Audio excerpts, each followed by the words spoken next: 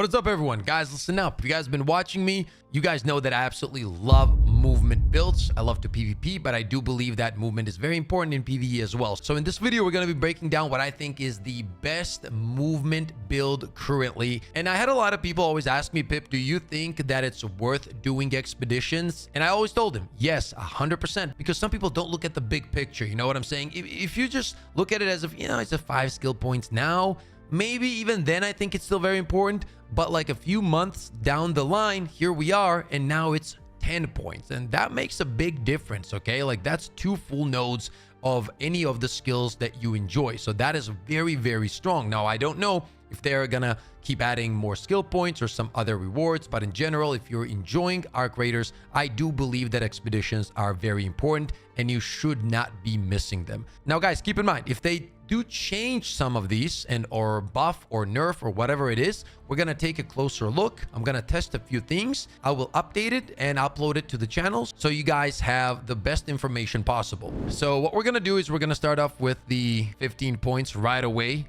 Goes into our stamina, which is going to be Marathon Runner, Nimble Climber, and then Youthful Lungs, increases max stamina. Before I move on, I'm going to explain what I'm doing here. So we're going to go and fully show you the yellow tree first, but if you want to, let's say, stop at the 15 points here and go, you know, to the conditioning or survival, that's going to be up to you. Personally, I enjoy going for the mobility first, just so that the game feels better when it comes to my movement builds. So then we're gonna go effortless roll, and I'm gonna talk about this here in a second. Also, we're gonna pick up heroic leap and obviously crawl before you walk. This is there for my builds no matter what. I think it is one of the best perks in the game. Vigorous vaulter, 1 point. We're gonna throw in 1 point into slip and slide.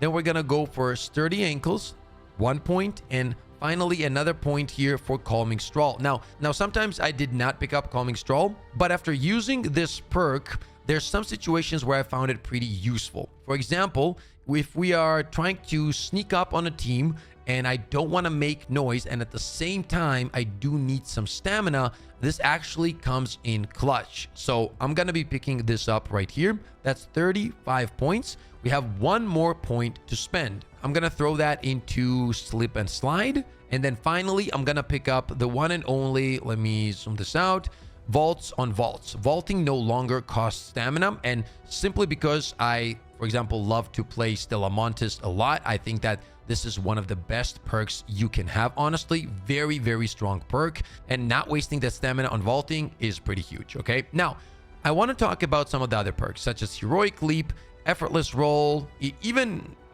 slip and slide. And I hear this a lot from people who are like, oh, for example, you know, dodge rolls cost less stamina, but that's a minimal difference. And listen, what you need to understand is a little bit here, a little bit there, then a little bit less stamina spent with vaults on vaults. All of these things then make a difference together. Yes, if you take some of these perks, they're not like a crazy difference on their own. But if you're combining some of these things, and with the synergy that some of them have, at the end of the day, the quality of life when it comes to stamina and movement is just better. Now, some people can say it's minimal or whatever, but in my opinion, those tiny things make a difference between life and death in many situations, especially when you're PvPing. Also, a quick reminder that carry the momentum. For example, after a sprint dodge roll, sprinting does not consume stamina for a short time, has a cooldown between uses, is pretty cool, especially when you're trying to get away. And on top of that, we are going to be picking up Unburdened Roll. If your shield breaks your first dodge roll within a few seconds,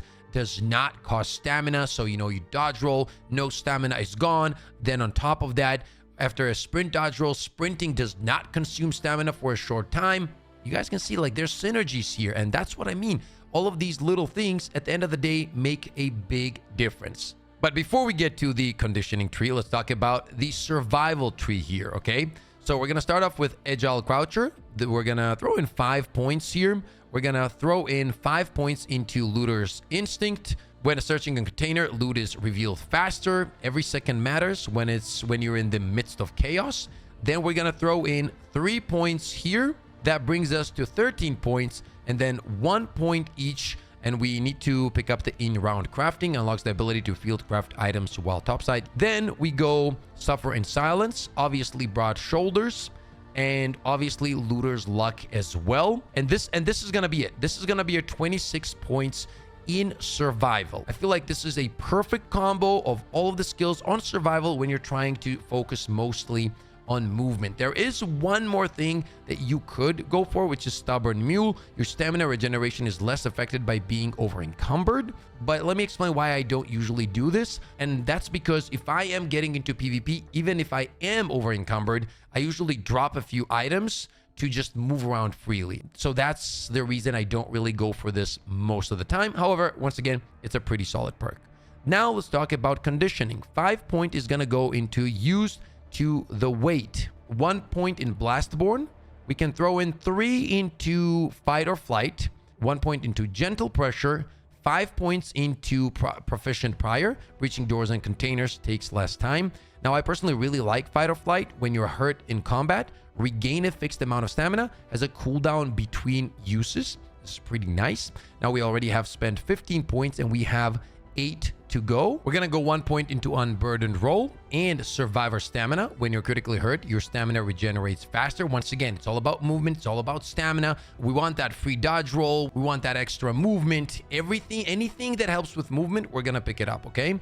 And then we have 6 points left. We're gonna go 1 point into a little extra, and obviously loaded arms, an S tier perk across the board. And we have 4 points left. 1 point into down but determined, and then 3 points into turtle crawl. Boom.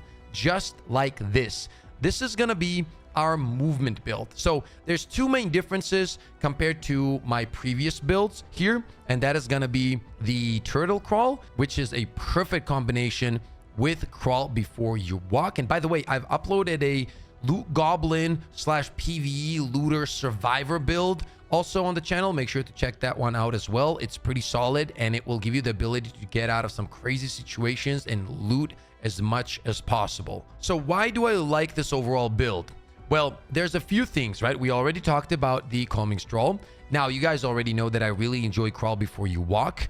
And now that I have 3 points into turtle crawl, while down you take less damage, this is just perfect for solo play. This is perfect for team play as well.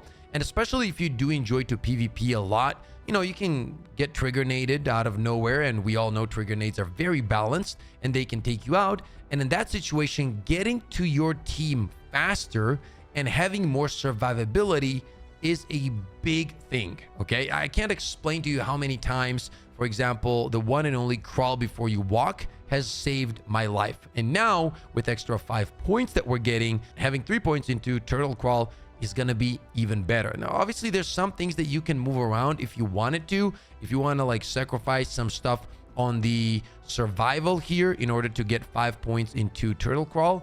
That is a thing. I wouldn't advise that though. Maybe and hopefully with the next expedition we get another 5 points.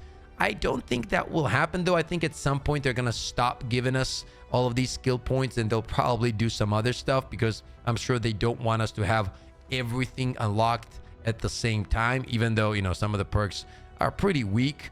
And I do think they will also rework some perks. I don't know when that's going to happen, but I have a feeling that they understand that many of these things could be better. Okay. So yeah, hopefully that happens as well. Hopefully we get some cool buffs and changes when it comes to the skills. Okay, that's going to be it for the movement build. Hope you guys enjoyed this one. If you did, slap the like, sub to the channel. Once again, if there's any changes, buffs, nerfs, whatever it is, I'm going to be uploading the updated versions to the channel. So stay tuned for that. Guys, I want to thank you once again for everything. The support on the streams is absolutely ridiculous. I stream every day on YouTube. If you haven't yet, make sure to hop in. And honestly, guys, it's a dream come true. Our community is awesome. So once again, thank you from the bottom of my heart. As always, guys, stay positive, stay disciplined, and I'll see you all on the next one.